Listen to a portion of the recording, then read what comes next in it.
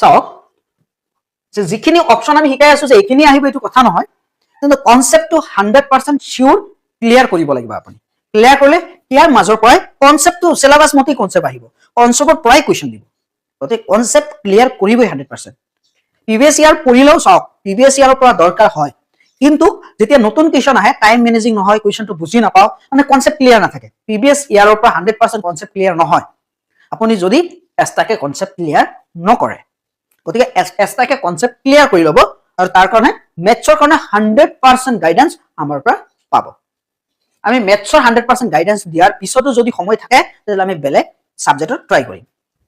এতিয়া চাব, the product of two numbers is 180। দুটা নাম্বাৰৰ এলচিএম কিমান?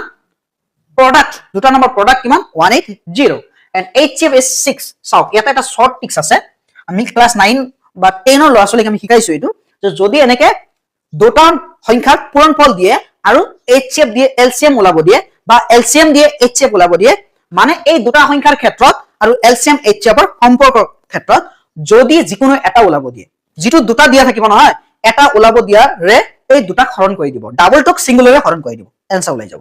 মানে কেনেকে ডাবলটো গম পাব? The product of two numbers, দুটা নম্বৰ পূৰণফল দিয়া আছে কিমান?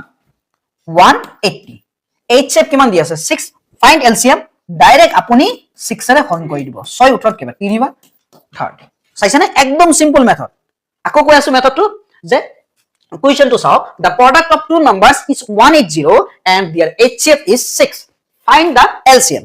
যদি এনেকে এটা ওলাব দিয়ে, এলচিএম ওলাব দিছে, HCF দিয়া আছে, তেতিয়াহ'লে আপুনি কি কৰিব? ডাইৰেক্ট 180 সংখ্যা দুটা পূৰণফলক HCF এৰে হৰণ কৰিব। 6 উঠত কেইবাৰ? 3 বাৰ, 6 শূন্য 0 বাৰ। যদি এলচিএম দিয়ে ওলাব দিয়ে, সেম প্ৰসেস কৰিব।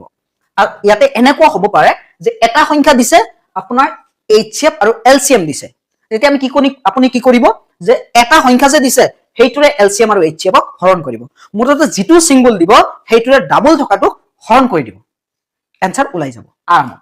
গতিকে 6 উঠত কেইবাৰ? 3 বাৰ, 0 to 0 বাৰ, 30। অপশন হ'ব সি, একদম ইজি। চাওক এই টিচাৰ পেডাগজি কুৱেশ্চনো আহিব পাৰে এনেকে। চাওক পেডাগজি আমি এক্সট্ৰাকে ডিসকাস কৰিম যদিও এটা অলপ আভাৰ দিছো আপোনালোকক। A teacher use real life sharing and grouping activities to explain HCF and LCM which approach is being used.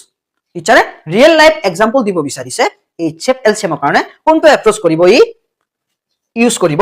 চাওক এক্টিভিটি বেসড লাৰ্নিং ইউজ কৰিব লাগিব, কিবা এটা এক্টিভিটি কৰিব লাগিব। ইয়াত এক্টিভিটি কৰিলেহে ল'ৰা ছোৱালীটো এইটো বুজি পাব তেতিয়া। গতিকে অপশন হ'ব এ।